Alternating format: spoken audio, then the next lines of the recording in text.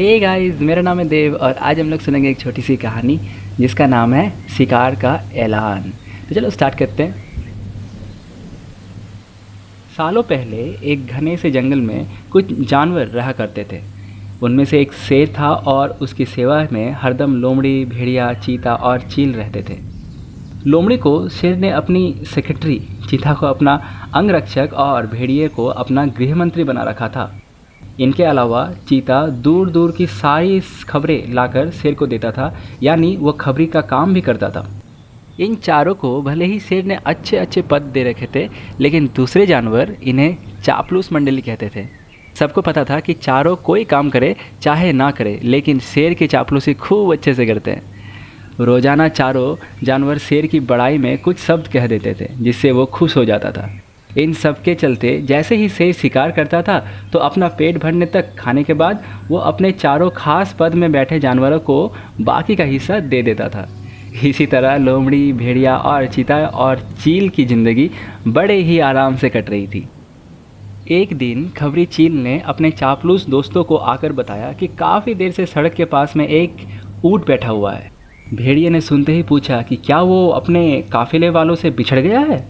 चीते ने इस सवाल को सुनते ही कहा कि चाहे जो भी हो, हम उसका शिकार करवा देते हैं शेर से। उसके बाद कई दिनों तक आराम से उसे खाएंगे। इस बात को सहमति देते हुए लोमड़ी ने कहा कि ठीक है, मैं जाकर राजा से यह बात करती हूँ। इतना कहकर सीधे लोमड़ी शेर के पास पहुँची और बड़े ही प्यार से बोली कि महाराज, हमारा दूत खबर लेकर आया है कि एक ऊँट हमारे इलाके में आकर सड़क के किनारे में बैठा हुआ है।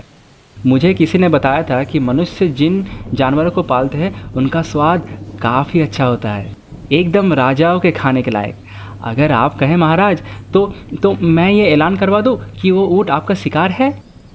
लोमड़ी की अच्छी बातों में आकर शेर ने कहा, ठीक है, चलता हूँ। इतना कहते ही वो उस जगह पर पहुँच गया जहाँ ऊँट बैठा हुआ था। शेर ने देखा कि वो ऊँट काफ़ी कमज़ोर है और उसकी आंखें भी काफ़ी पीली हो चुकी है। उसकी ऐसी हालत शेर से देखी नहीं गई। उसने ऊँट से पूछा कि दोस्त, तुम्हारी ऐसी हालत कैसे हो गई? कहारते हुए ऊँट ने जवाब दिया, हे जंगल के राजा, क्या आपको नहीं पता कि सारे इंसान कितने दयाहीन होते हैं? सारी उम्र मुझसे एक व्यापारी ने माल ढुलाया। अब मैं बीमार हो गया तो उसने मुझे अकेले मरने के लिए छोड़ दिया। उसने सोचा कि मैं उसके किसी काम का तो नहीं रहा, इसी वजह से अब वो मुझे अपने साथ नहीं रखा और ना ही मेरी इलाज करवा रहा। अब आप ही मेरा शिकार कर दीजिए ताकि मुझे इस दर्द से मुक्ति मिल जाए। इन सब बातों को सुनकर शेर काफ़ी दुखी हुआ। उसने ऊँट से कहा कि अब तुम इसी जंगल में रहोगे हमारे साथ, यहाँ तुम्हें कोई भी नहीं मारेगा। मैं ऐलान कर देता हूँ कि तुम्हारा शिकार कोई जानवर नहीं करेगा। शेर की इस दयालुता को देखकर चारों चापलूस जानवर एकदम दंग रह गए। धीमी आवाज़ में भेड़िए ने कहा कि कोई नहीं, बाद में इसे किसी तरह से मरवा देंगे, अभी जंगल के राजा का आदेश मान लेते हैं। ऊँट अब उसी जंगल में आराम से रह रहा था। अच्छे से हरी घास खाते खाते ऊँट एक दिन बिल्कुल स्वस्थ हो गया। वो हमेशा शेर के प्रति आदर भाव रखता था और शेर के दिल में भी उसके लिए दया और प्रेम की भावना थी। अब शेर की शाही सवारी भी स्वस्थ ऊँट निकालता था। वो शेर के चारों खास पद अधिकारी जानवरों को अपनी पीठ पर बैठाकर चलता। एक दिन चापलूस जानवरों ने जंगल के राजा शेर को हाथी का शिकार करने के लिए कहा। राजा भी मान गया, लेकिन वो हाथी पागल था। उसने शेर को बुरी तरह से पटक दिया। किसी तरह से शेर पागल हाथी से बचा, लेकिन उसे काफ़ी चोट लग गई। अब बीमार शेर बिना शिकार किए किसी तरह से अपनी ज़िंदगी जीने लगा। उसके सेवक भी भूखे थे। उनके मन में हुआ कि आखिर ऐसा क्या करे कि कुछ खाने को मिल जाए। फिर उनका ध्यान हट्टे कट्टे हो चुके ऊँट पर गया।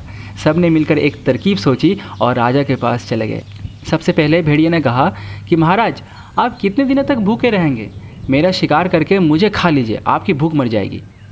फिर चील कहने लगी कि राजा साहब, भेड़िए का मांस खाने लायक नहीं होता है, आप मुझे खा लीजिए।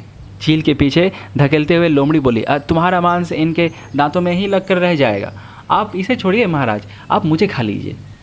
एकदम से फिर चीता बोला कि इसके शरीर में आपको सिर्फ बाल ही मिलेंगे महाराज, आप मुझे खाकर अपनी भूख मिटा लीजिए। ये सब उन चापलूस जानवरों को नाटक था जिसे ऊँट नहीं समझ पाया। उसने भी एकदम से कहा कि महाराज, मेरी ज़िंदगी तो आपकी ही दी हुई है, आप इस तरह से भूखे क्यों रहेंगे, आप मुझे मारकर खा लीजिए। चारों चापलूस जानवरों को इस बात का इंतज़ार था। उन्होंने एकदम कहा कि ठीक है महाराज, आप ऊँट ही खा लीजिए। अब तो ये खुद ही कह रहा है कि मुझे खा लो, और इसके शरीर में मांस भी काफ़ी ज़्यादा है। अगर आपकी तबीयत ठीक नहीं लग रही है तो इसका शिकार हम कर देते हैं। इतना कहते ही चीते और भेड़िए ने मिलकर एक साथ ऊँट पर हमला कर दिया। कुछ ही देर में ऊँट की मौत हो गई।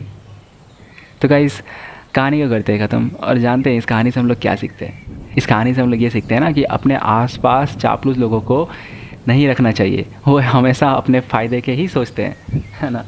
तो ऐसे दोस्त मत बनाइए जो बहुत ही चापलूस टाइप के हो। ठीक है, चलो तब तक के लिए मिलते हैं नेक्स्ट वीडियो पे रात 8 बजे। Bye bye.